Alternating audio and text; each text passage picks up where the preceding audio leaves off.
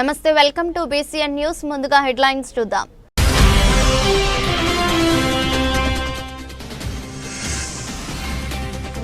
ఆత్మకూరు ప్రజల కోసం సూర్యాఘర్ మంజూరు చేయిస్తాం స్పష్టం చేసిన మంత్రి ఆనం రామనారాయణ రెడ్డి.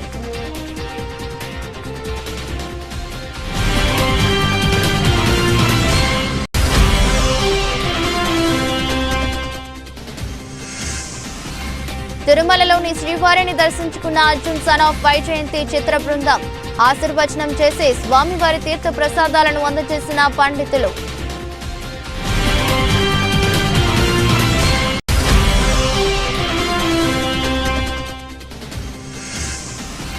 మాజీ ముఖ్యమంత్రి వైఎస్ జగన్ పై సోషల్ మీడియాలో వస్తున్న కథనాలపై చర్యలు తీసుకోండి.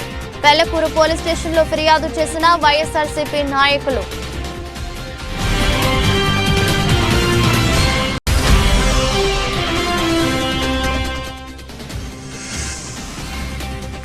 విద్యార్థులు విద్యను కష్టంతో కాకుండా ఇష్టంతో చదవాలి. పిలుపునిచ్చిన కోట మండల విద్యాశాఖ అధికారులు శైలజ, మస్తానయ్య.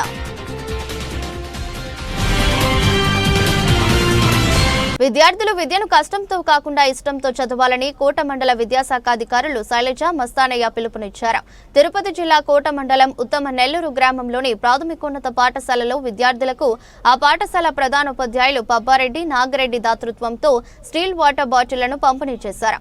నాగిరెడ్డి మనవరాలు సితారా మొదటి పుట్టినరోజును పురస్కరించుకుని పాఠశాలలో ఏర్పాటు చేసిన కార్యక్రమానికి ముఖ్య అతిథులుగా మొదటి MUO శైలజ, రెండవ MUO మస్తానయ్య హాజరయ్యారు. ఈ సందర్భంగా ఉపాధ్యాయులు విద్యాశాఖ అధికారులను శాలువలతో సత్కరించారు. ముందుగా పాఠశాల ప్రాంగణంలో ఉన్న సావిత్రి బాబు పులే విగ్రహానికి MUO శైలజ పూలమాలలు వేసి నివాళులర్పించారు. ఈ సందర్భంగా వారు మాట్లాడుతూ పాఠశాల ప్రాంగణాన్ని ఎంతో ఆహ్లాదకరంగా మలుచుకుని ఉత్తమ నెల్లూరు విద్యార్థులను ఉత్తమ విద్యార్థులు తీర్చిదిద్దడంలో ప్రధానోపాధ్యాయులు నాగిరెడ్డి తీసుకుంటున్న చొరవ అభినందనీయమన్నారు. ప్రభుత్వ పాఠశాలల్లో విద్యార్థులకు ప్రభుత్వం చేస్తున్న ఖర్చులకు మరికొంత అదనంగా జోడించి విద్యార్థుల భవిష్యత్తు కోసం నాగిరెడ్డి అందిస్తున్న సేవలను ప్రశంసనీయమని చెప్పారు. దాతలు అందిస్తున్న దాతృత్వాన్ని సద్వినియోగం చేసుకుని నాగిరెడ్డి మనవరాలు సితారకు ఆశీర్వచనాలు అందుతున్నట్లు విద్యాశాఖ అధికారులు తెలిపారు. చదువుకోవడం విద్యార్థుల హక్కని, వారి హక్కులను తల్లిదండ్రులు ప్రోత్సహించాలన్నారు. అనంతరం విద్యార్థుల తల్లిదండ్రులకు విందు భోజనాలు ఏర్పాటు చేశారు. కార్యక్రమంలో ఉపాధ్యాయులు సుబ్బారావు, సుబ్రహ్మణ్యం, సుజాత, విజయ, షహతాజ్ బేగం తదితరులు పాల్గొన్నారు. ప్రాథమికోన్నత పాఠశాల ప్రధానోపాధ్యాయులు నాగిరెడ్డి సార్ గారికి, తర్వాత వాటి పాఠశాల సిబ్బంది అయినటువంటి ఉపాధ్యాయులందరికీ, విద్యార్థుల తల్లిదండ్రులందరికీ కూడా మండల విద్యాశాఖ తరఫున నమస్కారాలు తెలియజేస్తున్నాను. మా ఆఫీస్ సిబ్బందికి, ఇక్కడ వచ్చేసిన విద్యార్థులందరికీ కూడా నేను శుభాభివందనాలు తెలియజేసుకుంటున్నాను. ఈరోజు మీ పాఠశాలకు ఎన్నోసార్లు రావాలనుకున్నాను, కానీ దారినే పోయాను. పెద్దగా ఉంది పిల్లబోయేటప్పుడు, కుక్కబడిపోయేటప్పుడు, కానీ వీలు పడలేదు. కానీ ఈరోజు అనుకోకుండా రావడం మీ పాఠశాలకు చాలా సంతోషంగా ఉంది నాకు. ఎందుకంటే ఒక మంచి కార్యక్రమానికి వచ్చా. విజిట్లో భాగంగానే మామూలుగా విజిట్ వచ్చిపోయేదానికంటే ఒక మంచి కార్యక్రమంలో విజిట్ అయినందుకు నాకు చాలా సంతోషంగా ఉంది. అయితే ఒక 2 విషయాలు ఏంటంటే, ఎవరు చప్పట్లు కొట్టకూడదు, కీప్ సైలెన్స్. విద్య అనేది మన జీవితంలో ఒక భాగం. మన విద్య తప్పనిసరిగా మనిషి పుట్టిన తర్వాత ఖచ్చితంగా విద్యని ప్రతి ఒక్కళ్ళు అభ్యసించాలి. ఒకప్పుడు అంటే విద్య అందరికి అందుబాటులో లేదు, దాని మీద అవగాహన కూడా లేదు. అందుకని చాలామంది చదువుకునే వాళ్ళు కాదు. కానీ ఇప్పుడు చాలా టెక్నాలజీ పెరిగింది. ఇప్పుడు చాలా మన సాంకేతికంలో ప్రయాణిస్తున్నప్పుడు, అలాంటప్పుడు ఇప్పుడు ప్రతి ఒక్కరూ విద్యని ఖచ్చితంగా చదవాలి. మీకు 20 సంవత్సరాలు కానీ మీరు విద్యని చదువుకుంటే 60 సంవత్సరాలు మీరు కూర్చొని జీవించవచ్చు, హాయిగా బ్రతకొచ్చు. 20 సంవత్సరాలు కష్టపడితే అంతే కదా. మీకు ఆల్రెడీ 10 సంవత్సరాలు బాల్యంలోనే గడిచిపోతుంది. ఆడుతూ పాడుతూ అవగాహన లేకుండా సంతోషంగా గడిచిపోతుంది. 11వ సంవత్సరానికి 6th క్లాస్కి వస్తారు మీరు. అప్పుడు మీరు చక్కగా మీరు అప్పటి నుంచి చదువుని ఇష్టపడుతూ చదవాలి. ఎవ్వరూ కష్టపడుతూ చదువుకోకూడదు. ఎందుకంటే మంచి చెడు తెలియజేసేది విద్య. మనము ఏ రంగంలో రాణించాలన్నా ఖచ్చితంగా ఏముండాలి, విద్య ఉండాలి. ఎందుకంటే తెలియాలి ఇది మంచా చెడని తెలుసుకోవాలంటే ఖచ్చితంగా ఏం కలిగి ఉండాలి? మనం విద్యను కలిగి ఉండాలి. కాబట్టి మీరందరూ కూడా బలవంతంగా చదువుకోవాలని అనుకోబాకండి. ఎవరి కోసమో మీరు బడికి రావద్దు. ప్రధాన ఉపాధ్యాయుల కోసమో ఉపాధ్యాయుల కోసమో మీ అమ్మ మీ నాన్న కోసమో రావద్దు. మీకై మీరే రావాలి. ఎందుకంటే ఒక క్రమం ఇది. మామూలుగా అసలు ఏమి చదువుకోకుండానే వితౌట్ స్కూల్ స్టడీ కింద ఎలాంటి చదువు లేకుండానే డైరెక్ట్గా మనం పీజీ చదువుకోవచ్చు, డైరెక్ట్గా మనం అన్ని డిగ్రీలు పొందొచ్చు. కానీ అవంతా కరెక్ట్ కాదు. మనం చిన్నప్పటి నుంచి చదువుకుంటే ఒక క్రమం. ఇప్పుడు చూడండి, మీలోనే చాలా క్రమం ఉంది. ఎలా అంటే మేము ఉదయాన్నే నిద్ర లేవాలి, వెంటనే మేము ఏదైనా హోంవర్క్లు ఉంటే రాసుకొని చదువుకోవాలి, తర్వాత స్నానం చేసి మేము అన్నీ టిఫిన్ తిని మేము స్కూల్కి వెళ్ళాలి అనే ఒక ఇంటెన్షన్ అనేది ఉందా మీలో? అని ఆలోచన వస్తుందా ఉదయం నిద్రకి? అలాంటి ఒక క్రమం. మళ్ళీ స్కూల్కి రావడం, చదువుకోవటము, తర్వాత మళ్ళీ మధ్యాహ్నం లంచ్ చేయడము, తర్వాత ఈవినింగ్ పోగానే కాసేపు ఆడుకోవటం, మళ్ళీ కూడా మీరందరూ మళ్ళీ హోంవర్క్లు రాసుకోవడం, స్నానం చేసి తర్వాత నిద్రపోవడం. ఇలాంటి ఒక క్రమం. ఇలాంటి ఒక క్రమానికి అలవాటు పడితే మంచి పౌరుడిగా తయారవడానికి ఉంటాడు. అప్పుడు మీకు జీవితం మీద మంచి అవగాహన వస్తుంది. నేను నా వయసులో ఇలా చదువుకున్నాను, ఇలా చేశానని. కాబట్టి ఖచ్చితంగా మీరందరూ 20 సంవత్సరాల దాకా చదువుకోవాలి. చదువుకుంటారు అందరూ? చదువుకుంటారు అందరూ? చదువుకుంటారా? చదువుకోవడం పిల్లల హక్కు, చదివించడం మీ బాధ్యత. ఏమ్మా? వాళ్ళది హక్కు, వాళ్ళకి చదువుకోవాలనేది వాళ్ళ హక్కు. వాళ్ళ హక్కును మీరు కాలు రాయకూడదు. చదివించడం మీరు బాధ్యత తల్లిదండ్రులుగా. కాబట్టి ఎప్పుడు కూడా తల్లిదండ్రులు ఏమనుకోవాలంటే నాకంటే నా పిల్లలు ఉన్నత స్థితిలో ఉండాలి అని ఎప్పుడు తల్లిదండ్రులు అనుకోవాలి. వాళ్ళే నిజమైన తల్లిదండ్రులు. చాలామంది ఏమనుకుంటారంటే, రే నువ్వేం ఉద్ధరించేదిలే చదివి, నాతో రారు ఒక 20 రూపాయలు తెచ్చుకుందు అంటారు. 20 రూపాయలు ఆ పూటకు అయిపోతుంది ఒక డ్రింక్ తాగితే. కానీ ఆ రోజు చదువుకోవాల్సిందంతా వాడి జీవితంలో కోల్పోతాడు కదా. పని ఎప్పుడైనా చేయవచ్చు కదా. ఇప్పుడు మేము కూడా సేవకులు లెక్క, గవర్నమెంట్ సేవకులు లెక్క మేము కూడా చదువుకున్నాం. కాబట్టి వాళ్ళని చిన్నప్పటి నుంచి మన గవర్నమెంట్ 14 సంవత్సరాల దాకా నిర్బంధించి ఉచిత విద్య ఇవ్వమని చెప్పింది. కానీ మీరు వాళ్ళ హక్కుల్ని కాలు రాయకూడదు తల్లిదండ్రులుగా. మీరు ఇంట్లో ఉండండి, పిల్లల్ని పట్టుకోండి, ఊర్లకు తీసుకుపోవడము. ఏంది, బడి తీసినప్పుడే ఊర్లకు తీసుకుపోవాలంటారు, బడి తీసినప్పుడే ఒక ఫంక్షన్లు తీసుకుపోవాలంటారు, పెళ్ళిళ్ళకన్నిటికీ. ఎప్పుడు కూడా తల్లిదండ్రులు ఖచ్చితంగా పిల్లల పట్ల బాధ్యత కలిగి మీరు కొన్ని ఆనందాలని వదులుకోవాలి. ఇంట్లో టీవీ పెట్టడం, పిల్లలు చదువుకునేటప్పుడు మీరు టీవీని కట్ చేయాలి. కట్ చేసి పిల్లలు లేనప్పుడే టీవీ చూడాలి, పిల్లలు ఉంటే టీవీ చూడకూడదు. మీరు కూడా చెప్తున్నా, ఒక్క సోమవారం నుంచి శనివారం దాకా మేము టీవీ చూడము, సోమవారం నుంచి శనివారం దాకా మేము ఫోన్ చూడము. ఈ మాట మేము అందరి ముందన చెప్తారా? ఓకే, చూడండి. ఇప్పుడు మేమందరం ఏమనుకుంటాము, మేము ఉదయం నిద్ర లేచి మీ దగ్గరికి రావాలంటే 5 గంటల నుంచి తయారై రావాలి. రోజంతా మీతోనే ఉంటాం. మా పిల్లలతో ఎప్పుడు ఉంటాము? ఆ రాత్రి ఎప్పుడో ఉంటాం. అంతేనా? మీరందరూ మా బిడ్డలతో సమానం. కాబట్టి మా మాట వినాలి కదా మీరు. అప్పుడప్పుడు కొన్ని మీరు చదవనప్పుడు ఆ టీచర్ మంచోళ్ళు కాదు, నన్ను కొడుతుంది, నేను బడికి మనం ఇంట్లో చెప్పకూడదు. అవి ఎందుకు? మా పిల్లల్లాగే మీకంటే ఎక్కువ కొడతాం మా పిల్లలు, తెలుసా?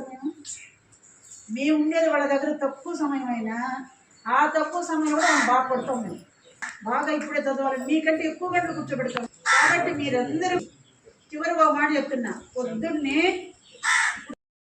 ఈ విధంగా మీరందరూ సహకరిస్తే ఉపాధ్యాయులు కూడా ఉత్తమ ఉపాధ్యాయులు అయిపోతారు.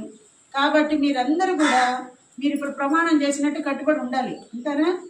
ఎందుకంటే మీలాగే మేము కూడా ఒకప్పుడు ఇలాగే కూర్చొని చదువుకున్నాం. మీకన్నా వరండాలు ఉన్నాయి, ఫ్యాన్లు ఉన్నాయి. అప్పుడు అలాంటి మట్టిలోనే కూర్చున్నాం, అలాంటి మట్టిలోనే. అప్పుడు ఇటువంటి బిల్డింగ్లు లేవు. అయినా మాకు చదువు రాలేదా? వచ్చిందా చదువు? మేము చదువుకునిందా? మరి మీకెందుకు రాదు? వస్తుంది. ఇప్పుడు 1వ తరగతిలో రాలా, 2వ తరగతిలో వస్తుంది, 2లో రాలా, 3లో వస్తుంది, 3లో రాలా, 4లో వస్తుంది, 4లో రాకపోతే 5లో వస్తుంది, 5లో రాకపోతే 10లో వస్తుంది, 10లో కూడా రాలేదు, ఇంటర్మీడియట్లో వస్తుంది, ఇంటర్లో కూడా మీరు ఏదైనా తప్పారు, డిగ్రీలో వస్తుంది. దాన్ని వెంబడించాలి మనం. మనం అదేదో ఒక సబ్జెక్ట్ పోయిందని మనం ఆగిపోకూడదు. అక్కడ ఎప్పుడు కూడా ఏదైనా ఒక ఎదురు దెబ్బ తగిలిందని ఆగకూడదు. మనం దాన్ని వెంబడించాలి. మనం ఏం 4 ఫెయిల్ అవుతాను నష్టం ఏంటి? మాకు ఒక మీటింగ్ జరిగింది అక్కడ. అంటే చదువుకి ఎంత ప్రాధాన్యం చూడు.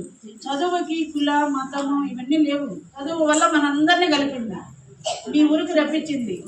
కాబట్టి చదువు మనల్ని ఈరోజు విదేశాల్లో చదువుకుంటున్నారు పిల్లలు. దేనివల్ల? చదువు ఉండబట్టి. కాబట్టి చదువు అనేది అనంతం. ఎంతైనా చదువుకోవచ్చు, ఏ వయసులో చదువుకోవచ్చు, ఫెయిల్ అయినా చదువుకోవచ్చు. ఎక్కడ ఆగకూడదు. మీరు ఆగుతారా? ఎవరన్నా ఫెయిల్ ఏమన్నా ఆగుతారా? ఇంట్లో బాగా ఇబ్బందిగా ఉంది ఆర్థిక పరిస్థితి అని ఏమన్నా ఆగుతారా? ఆగబాకండి. చాలా మంది ఉపాధ్యాయులు ఉన్నారు, ఎవరో ఒకరిని అడిగితే ఏదో ఒక సలహా చెప్తారు, కానీ చదువు మాత్రం ఆగకూడదు. సరేనా? మన ప్రధానోపాధ్యాయుల వారి మనవరాలైనటువంటి సితారా పాప మనం అందరం ఆశీర్వదించాలి. ఆ పాప పుట్టినరోజుకి మీ అందరికీ కూడా సారు చాలా బహుమతులు తెచ్చున్నారు. నిజంగా సంపద ఎంతో మందికి ఉంటుంది, దాతృత్వం కొద్ది మందికే ఉంటుంది. ఆ దాతృత్వం కలిగిన వాళ్ళని మనం ఎప్పుడు కూడా మనం గుర్తుపెట్టుకోవాలి. సరేనా? గుర్తుపెట్టుకోవాలి, ఎప్పుడు కూడా మనం ఆశీర్వదించాలి వాళ్ళని. కాబట్టి ఆ పాపని మనం అందరం కూడా బ్లెస్ చేయాలి. మనందరం ఆ పాప చక్కగా మన మనుషుల దయందు దేవుని దయందు ఎదగాలని, చక్కగా మంచిగా మంచి భవిష్యత్తు రావాలని ఆ పాపకి మనం అందరం కోరుకుంటూ ఈ బహుమతి తీసుకున్నాం. సరేనా? ఈ 2 మండలాల్లో చూసుకోవాలి మేడం. అయినా అంత తెలుసుకున్నా కానీ మేడం మన పాఠశాలకి పిలుస్తారా వచ్చి మన యొక్క బాగోగులు మీకు వివరించి చెప్పినందుకు మేడంకి ధన్యవాదాలు. శాలువాతో సన్మానించాలని చెప్పి మా ప్రధానోపాధ్యాయులు గారు తెలియజేశారు. అదేవిధంగా వారిని సన్మానించడం జరుగుతూ ఉంది.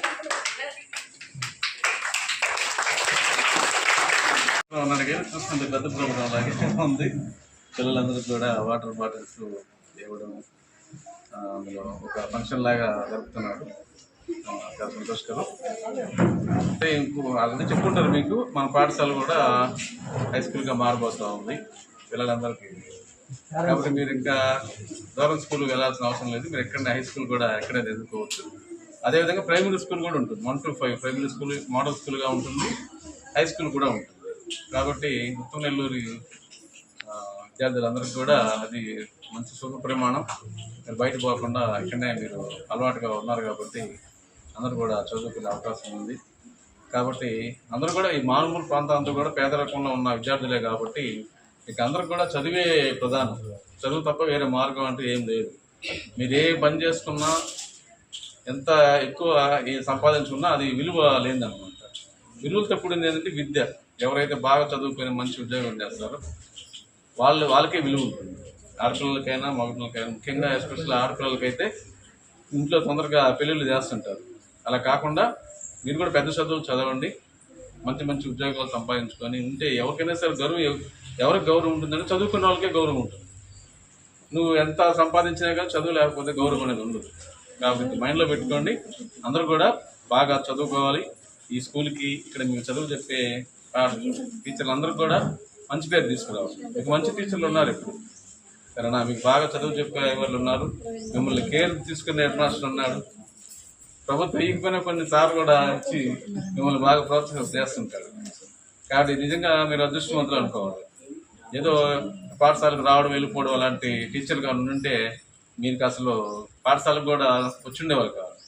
కాబట్టి అందరికి కూడా స్టాఫ్ అందరికి కూడా ధన్యవాదాలు తెలియజేస్తున్నాను. ఎందుకంటే పిల్లలందరూ కూడా కేర్ తీసుకొని అసలు ఎక్కడికైనా టీచర్లు కూడా మాకు డిప్యూటేషన్ వేయాలన్నా కూడా కష్టమే. ఎందుకంటే మీ పిల్లల యొక్క బాధలు చెప్తుంటారు. సార్ మాకు ఎంతమంది ఉన్నారు, మేము బయటకు పోతే మా పిల్లలు అన్నీ అయిపోతుంటారు అని చెప్తుంటారు. కాబట్టి మాకు కూడా బయట కూడా పంపించడానికి ఇష్టం ఉండదు. అందువల్ల ఈ పాఠశాలను ప్రత్యేకంగా చూస్తుంటాం. మేము అన్ని యూపీ స్కూల్స్ కంటే కూడా ఉత్తమనెల్లూరు స్పెషల్గా చూస్తున్నాం. కాబట్టి మీరు కూడా ఈ అవకాశాన్ని ఉపయోగించుకొని బాగా చదువుకొని మీ తల్లిదండ్రులకు, ఉపాధ్యాయులకి, హెడ్ మాస్టర్కి అందరూ కూడా మంచి పేరు తీసుకోవాలని కోరుచున్నాను. అదేవిధంగా ఈ ఇచ్చిన డోనర్స్కి వాళ్ళందరూ కూడా ధన్యవాదాలు. చూడండి, మన పుట్టినరోజు సార్, పుట్టినరోజు సందర్భంగా అసలు ఇవన్నీ కూడా మాకు చెప్పలేదు. అసలు ఏదో చిన్న కాబట్టి నిదానంగా రావచ్చులని వచ్చాను నేను మామూలుగా. మంచి ప్రోగ్రాం జరిపినందుకు అందరికి కూడా ధన్యవాదాలు తెలియజేస్తాను. Thank you.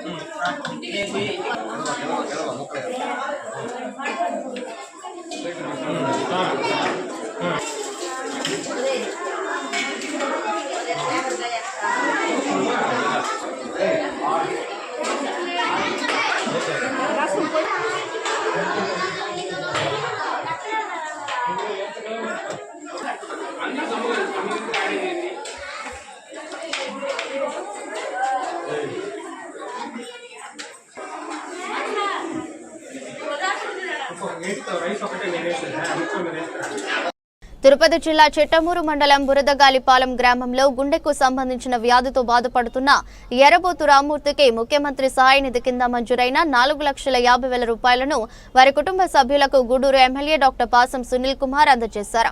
ఈ సందర్భంగా మాట్లాడుతూ అధికారంలోకి వచ్చిన కొద్ది నెలల్లోనే సీఎంఆర్ఎఫ్ కింద ముఖ్యమంత్రి నారా చంద్రబాబు నాయుడు ఎంతో మందిని ఆదుకున్నారని చెప్పారు.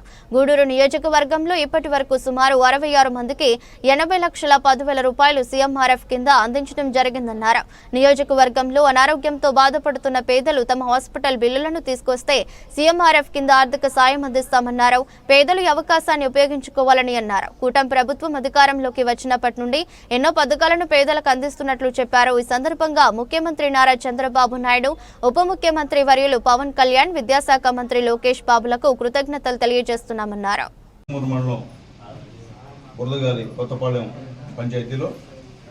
ఎర్రబోతుల రామ్మూర్తి అనే ఆయనకి హార్ట్ ప్రాబ్లంగా ఉండింది. దానికి సంబంధించి దాదాపు 5-6 లక్షల రూపాయలు ఖర్చు అవుతుందని చెప్పి హాస్పిటల్లో డాక్టర్లు అంచనా ఇచ్చారు. మేము అక్కడ ఉన్నటువంటి పెద్దలు మా శివకోటారెడ్డి గారు మా పిల్లల్ని పంపించారు. పంపించిన తర్వాత మేము సీఎం గారితో సంప్రదించిన తర్వాత సీఎంఆర్ఎఫ్ కింద 4,50,000 రూపాయలు ఎల్ఓసి చంద్రబాబు నాయుడు గారు శాంక్షన్ ఇచ్చారు. ఆయనకి మనస్ఫూర్తిగా ధన్యవాదాలు తెలుపుతున్నాం బాబు గారికి. ఎందువల్లంటే నిజంగా ఇప్పటి వరకు నా కాన్స్టిట్యున్సీలో 80,10,617 రూపాయలు సీఎం రిలీఫ్ ఫండ్ మీద పేదవాళ్ళకి తీసిచ్చా ఈ 1 ఇయర్లోనే. ఇంకా కూడా మ్యాక్సిమం పేదవాళ్ళు ఈ యొక్క అవకాశాన్ని ఉపయోగించుకోండి. ఎందువల్లంటే చాలా మంది పేదవాళ్ళు తెలియక మాతో సంప్రదించకుండా ఉన్నారు. ఎందుకంటే గతంలో కూడా 9 కోట్లు తీసుకొచ్చాను. కాబట్టి దయచేసి లోకల్గా ఉన్నటువంటి మా నాయకుల్ని సంప్రదించండి, లేదంటే ఇక్కడికి వచ్చి పార్టీ ఆఫీసులో సంప్రదించండి. ఏదైనా ముఖ్యంగా లోకల్గా ఉన్న మా నాయకులు సంప్రదిస్తే మాకు కూడా పలానా తెలుస్తుంది. కాబట్టి ఎవరున్నా సరే బాధపడుతున్నా ఎలక్షన్ తర్వాత హాస్పిటల్లో ఏదో డబ్బులు ఖర్చు అయ్యి ఉంటే ఆ బిల్స్ మెడికల్ బిల్స్ ఉన్నాయి, కానీ ఖచ్చితంగా మీరు ఖర్చు పెట్టిన దాంట్లో ఖచ్చితంగా సగం తీసుకొస్తాం, దాంట్లో డౌట్ ఏం లేదు. కాబట్టి దయచేసి అవకాశం ఉపయోగించుకోమని చెప్పి ఒకసారి తెలియజేస్తూ మరొకసారి మా ముఖ్యమంత్రి నారా చంద్రబాబు నాయుడు గారికి, ఉప ముఖ్యమంత్రి పవన్ కళ్యాణ్ గారికి, నారా లోకేష్ గారికి, అలాగే పెద్దలు మా మోడీ గారికి అందరూ కూడా మనస్ఫూర్తిగా ధన్యవాదాలు తెలియజేస్తాం. పోలీసులను బట్టలుడదీసి కొడతానని వైసీపీ అధినేత జగన్మోహన్ రెడ్డి బెదిరించడం చూస్తే అతనిపై క్రిమినల్ కేసు పెట్టాలని రాష్ట్ర మంత్రి కొల్లు రవీంద్ర అన్నారు. అధికారులను భయపెట్టేలా మాటలేంటంటూ మండిపడ్డారు. తిరుపతి పార్లమెంటు టీడీపీ కార్యాలయంలో ఆయన మీడియాతో మాట్లాడారు. గతంలో పోలీస్ వ్యవస్థను నిర్వీర్యం చేసిన ఆయన ఇప్పుడు అదే పోలీసులు రక్షణగా వస్తే వారిని అవమానపరిచేలా మాట్లాడటం మంచిది కాదన్నారు. పోలీసులు ఏకపక్షంగా వ్యవహరిస్తే జగన్ బయటకు వచ్చేయారు కాదన్నారు. వైసీపీ హయాంలో ఏ చిన్న కార్యక్రమం చేయాలన్నా తమను అవసరస్తులు చేసేవారని గుర్తు చేశారు. ఇప్పుడు అలా చేయడం లేదన్నారు. వైసీపీలో జరిగిన అక్రమాలపై లోతైన విచారణ జరుగుతుందని, అందుకే ఆలస్యం కావచ్చేమో గానీ ఎవరు తప్పించుకోలేరన్నారు. కేసులో ఉన్న వారు ముందుగానే బెయిల్ కోసం ప్రయత్నిస్తున్నారంటే వారి ప్రమేయం ఉంటుందన్న అనుమానం కలుగుతుందన్నారు. అనంతపురం జిల్లాలో ఒక కుటుంబ తగాదాల్లో చనిపోయిన వ్యక్తిని శవ రాజకీయం చేశారని విమర్శించారు. ఇకనైనా శవ రాజకీయాలు మానుకోవాలని సూచించారు. ఈ సమావేశంలో ముఖ్యంగా మనకి గత ఒక సంవత్సరంలో ఎక్సైజ్ డిపార్ట్మెంట్ పర్ఫార్మెన్స్ ఎలా ఉన్నింది, కొత్త పాలసీ తీసుకువచ్చిన తర్వాత ఏ విధంగా మన డిపార్ట్మెంట్ పర్ఫార్మెన్స్, రెవెన్యూ జనరేషన్ కానీ, quality control, public health, crime control, ఇవన్నీ అంశాలు ఏ విధంగా పర్ఫార్మెన్స్ అయింది అని రివ్యూ చేయడం జరుగుతుంది. దీనికి గౌరవ మంత్రి కొల్లు రవీంద్ర సార్ కూడా పార్టిసిపేట్ చేస్తున్నారు. ముఖ్యంగా మన డిపార్ట్మెంట్కి వస్తున్న 6 months to 1 yearలో ఏమేం ప్రయారిటీస్ ఉంటాయి, వీటన్నిటి మీద ఇక్కడ సుదీర్ఘ చర్చ చేయడం జరుగుతుంది.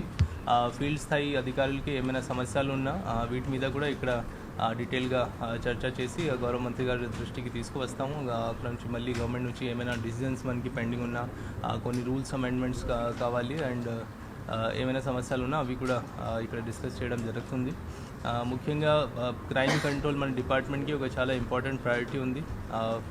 గౌరవ ముఖ్యమంత్రి గారు చెప్పినట్టుగా క్రైమ్ కంట్రోల్, దీనిలో ఐడి లిక్కర్ని కంట్రోల్ చేసుకోవడానికి నవోదయం 2.0 ప్రోగ్రామ్ నడుస్తూ ఉంది. ఏప్రిల్ మంత్లో కొన్ని జిల్లాల్ని ఐడి నుంచి ఫ్రీ డిక్లేర్ చేయడం ఇప్పుడు జరుగుతుంది. సరే, ఇప్పుడు నవోదయం 2.0 ప్రోగ్రామ్ కూడా నడుస్తుంది. ఏప్రిల్ మంత్లో కొన్ని జిల్లాలని ఐడి లిక్కర్ నుంచి ఫ్రీ డిక్లేర్ చేయడం జరుగుతుంది. దీని తర్వాత పబ్లిక్ డ్రింకింగ్ కానీ, belt shops, MRP violations, customer related issues మీద డిపార్ట్మెంట్ ఏ విధంగా చర్యలు తీసుకోవాలి, ఫీల్డ్ స్థాయిలో ఏ విధంగా సూపర్విజన్ ఉండాలి, ఏ విధంగా పర్యవేక్షణ ఉండాలి, దీని మీద కూడా కొన్ని కీలకమైన ఇన్స్ట్రక్షన్స్ ఇక్కడ ఇవ్వడం జరుగుతుంది. So we are continuing with the meeting and I hope that excise department will be able to serve the public of Andhra Pradesh in an efficient manner. Thank you. అందరికీ నమస్కారం. ఈరోజు రాష్ట్ర స్థాయిలో ఎక్సైజ్ డిపార్ట్మెంట్కి సంబంధించినటువంటి అధికారులతో డిస్ట్రిక్ట్ లెవెల్లో ఉన్నటువంటి డీసీలు, ఈఎస్లు, ఏసీలు, అట్లాగే రాష్ట్ర స్థాయిలో ఉన్నటువంటి అధికారులందరితో గౌరవ కమిషనర్ గారు, అలాగే ఎన్ఫోర్స్మెంట్ డైరెక్టర్ గారు ఈరోజు డిపార్ట్మెంట్ యొక్క స్థితిగతులు, ముందుకు వెళ్ళాల్సినటువంటి విధానాల మీద తిరుపతిలో ఈ సమావేశాన్ని ఏర్పాటు చేసుకుని చాలా డీటెయిల్డ్గా వాళ్ళతో రివ్యూ చేయడం జరుగుతుంది. ప్రధానంగా మనం గతంలో చూసుకున్నట్టయితే 2014-19లో ఆనాడు గౌరవ ముఖ్యమంత్రి చంద్రబాబు నాయుడు గారు ముఖ్యమంత్రిగా ఈ రాష్ట్రంలో మద్యం విధానాన్ని చాలా స్పష్టంగా ఎక్కడా కూడా ప్రజలకి అసౌకర్యం కల్పించకుండా ఎన్ఫోర్స్మెంట్ కూడా మరి ఆ రోజున నిర్వహిస్తూ ఇలిసిట్ లిక్కర్ అనేది లేకుండా, నాటుసార్ అనేది లేకుండా ప్రజల ఆరోగ్యాన్ని, ప్రభుత్వానికి సంబంధించినటువంటి ఆదాయానికి ఒక మంచి పాలసీతో నిర్వహించడం జరిగింది. ఈరోజు మళ్ళీ కూటమి ప్రభుత్వం వచ్చిన తర్వాత గౌరవ ముఖ్యమంత్రి గారు చాలా ఒక క్యాబినెట్ సబ్ కమిటీని కూడా ఏర్పాటు చేసి మిగతా రాష్ట్రాలు, ఒక 6 రాష్ట్రాలు, 7 రాష్ట్రాల్లో మొత్తం కూడా టీంలను పంపించి అక్కడి నుంచి రిపోర్ట్స్ తెప్పించుకొని మొత్తం కూడా జాగ్రత్తగా మనం ఈ విధానాన్ని అమలు చేయాల్సినటువంటి అవసరం ఉందని చెప్పి చేసుకుని కొత్త పాలసీ తీసుకొచ్చాం. షాప్స్ అన్నీ కూడా ఆక్షన్ పెట్టి ఏదైతే డ్రా సిస్టంలో షాప్స్ అన్నీ కూడా ఇవ్వడం జరిగింది. దానివల్ల షాపుకి, ప్రభుత్వానికి ఆదాయం వచ్చింది, ప్రజలకి సంపూర్ణమైనటువంటి అన్ని రకాలైనటువంటి బ్రాండ్స్ అందుబాటులో. మాజీ ముఖ్యమంత్రి వైఎస్ జగన్మోహన్ రెడ్డిపై సోషల్ మీడియాలో వస్తున్న కథనాలపై చర్యలు తీసుకోవాలని వైఎస్ఆర్సీపీ రాష్ట్ర అధికార ప్రతినిధి కామిరెడ్డి సత్యనారాయణ, వైఎస్ఆర్సీపీ నాయకులు, కార్యకర్తలు తిరుపతి జిల్లా పెళ్లకూరు పోలీస్ స్టేషన్లో ఫిర్యాదు చేశారు. ఈ సందర్భంగా మాట్లాడుతూ కూటమి ప్రభుత్వం ఏర్పడినప్పటి నుంచి సోషల్ మీడియాలో మాజీ ముఖ్యమంత్రి వైఎస్ జగన్మోహన్ రెడ్డిపై అసభ్య కథనాలను సృష్టిస్తున్నారని, వీటిపై పోటన్న ప్రభుత్వ ఎటువంటి చర్యలు తీసుకోపోగా గత 5 ఏళ్ల వైఎస్ఆర్సీపీ పరిపాలనలో సోషల్ సోషల్ మీడియాలో వచ్చిన కథనాలపై కేసులు పెట్టి వైఎస్ఆర్సీపీ నాయకులు అన్న కోర్టుల చుట్టూ తిప్పుతున్నారని, అయితే ఈ ఫిర్యాదుతో పోలీసులు ఎలా పనిచేస్తున్నారో ప్రజలకు అర్థమవుతుందని, దీనిపై చర్య తీసుకోకుంటే తిరుపతి జిల్లా ఎస్పీ హర్షవర్ధన్ రాజును కలిసి ఫిర్యాదు చేయడం జరుగుతుందని ఆయన తెలిపారు.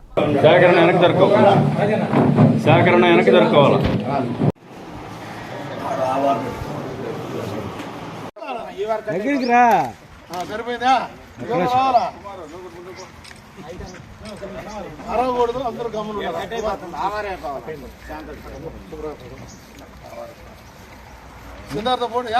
తిరుపతి జిల్లా నాయుడుపేటలోని రోడ్డు పక్కన గల స్థలంలో ఎంతో మంది దుకాణాలు ఏర్పాటు చేసుకున్నారని, అయితే కేవలం మా టిఫిన్ అంగడిలోనే విద్యుత్ సరఫరా నిలిపివేసినట్లు బాధితులు వాపోయారు. అధికారులు నిర్లక్ష్యంగా ప్రవర్తిస్తున్నారని, ఇక్కడ ఇన్ని దుకాణాలు ఉండగా మగదిక్కులేని మా టిఫిన్ అంగడి పట్ల అధికారులు సమాధానం చెప్పాలని బాధిత మహిళ అధికారులను ప్రశ్నించారు. ఉన్నతాధికారులు స్పందించి న్యాయం చేయాలని వేడుకుంది.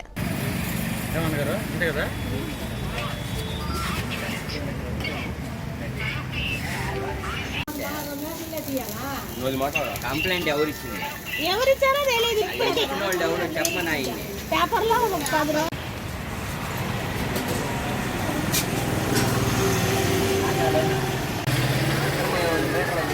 ఏం కోట్ల వ్యాపారం జరుగుతుంది ఏనా? కానీ పడవ ఇసుక తెంగిపోయిన సుఖంగా ఉన్నారు.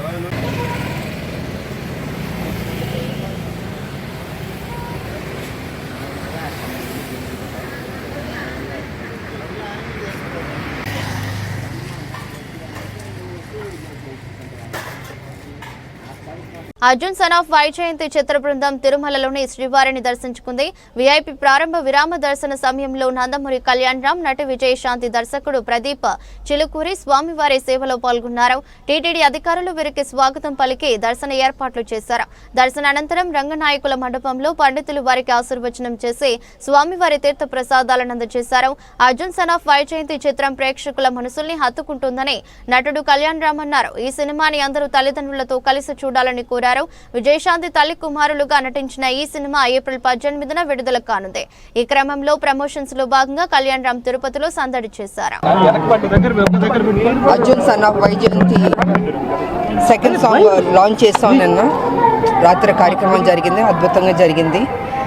సో ఇవాళ వెంకటస్వామి వారి దర్శనం తీసుకోవడానికి బాబు, నేను, డైరెక్టర్ గారు, ప్రొడ్యూసర్ గారు, రైటర్ గారు అందరం వచ్చాం. ఇవాళ అద్భుతంగా జరిగింది దర్శనం.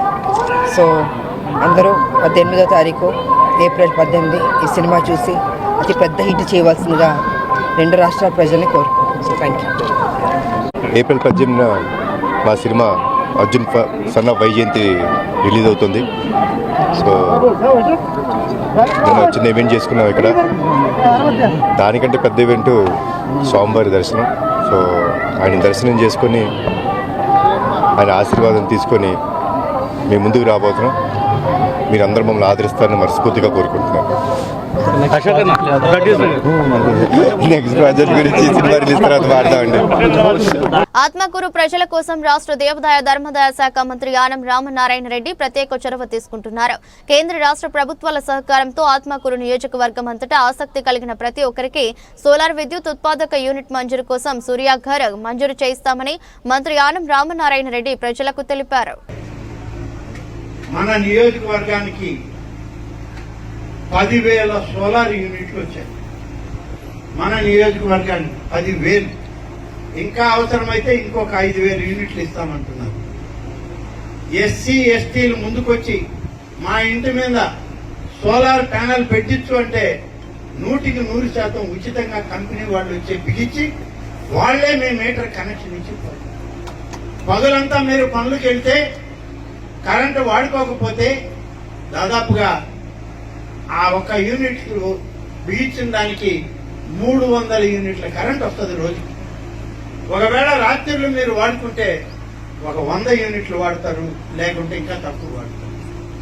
నెలంతా లెక్క చూసుకొని మీరిచ్చే కరెంటు ప్రభుత్వానికి వెళ్తుంది. పగులు మీరు వాడని కరెంటు వాడకపోతే ప్రతి నెల లెక్క చూసి ఒక్కొక్క యూనిట్ కి ₹2.45 అనుకుంటాను. ఒక పైసా అటు ఇటు తేడా ఉంది.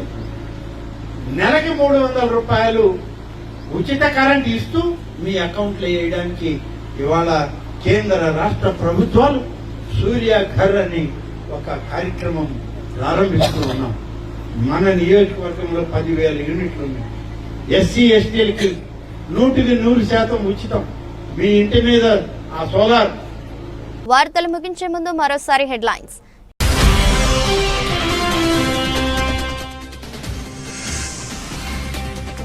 ఆత్మకూరు ప్రజల కోసం సూర్యాఘర్ మంజూరు చేయిస్తాం స్పష్టం చేసిన మంత్రి ఆనం రామనారాయణ రెడ్డి.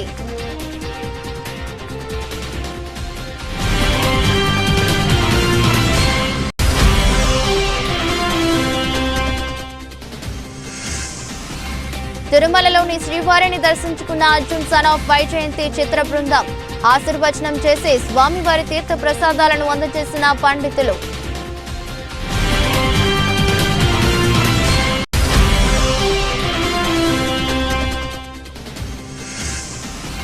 మాజీ ముఖ్యమంత్రి వైఎస్ జగన్ పై సోషల్ మీడియాలో వస్తున్న కథనాలపై చర్యలు తీసుకోండి. పెళ్లకూరు పోలీస్ స్టేషన్లో ఫిర్యాదు చేసిన వైఎస్ఆర్సీపీ నాయకులు.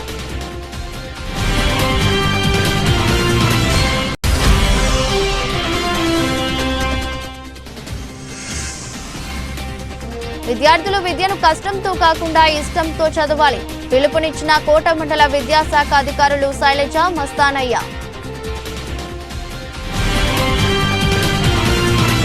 ఎదురస్ట్ బులెటిన్ మరో బులెటిన్లో మళ్ళీ కలుద్దాం. అంతవరకు సెలవు. నమస్కారం.